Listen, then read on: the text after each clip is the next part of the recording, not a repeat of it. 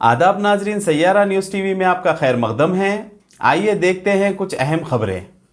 शहर हैदराबाद में एक भयानक आतिशबाजी का वाक़या पेश आया। तफसीलात के मुताबिक हैदराबाद के एलबी नगर में कारों के एक गैराज में ज़बरदस्त आग लग गई।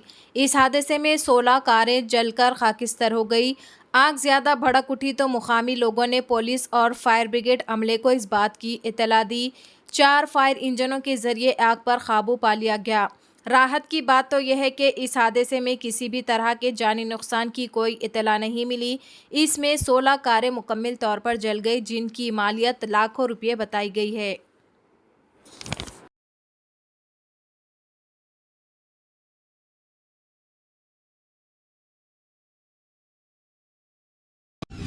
DCP south zone mister P Sai Chaitanya IPS की निगरानी में पुराने शहर के काला पत्थर पीएस लिमिट्स के तहत वाक़े मोहल्लों में पुलिस की जानिब से घर घर पहुंचकर तलाशी मुहिम चलाई गई।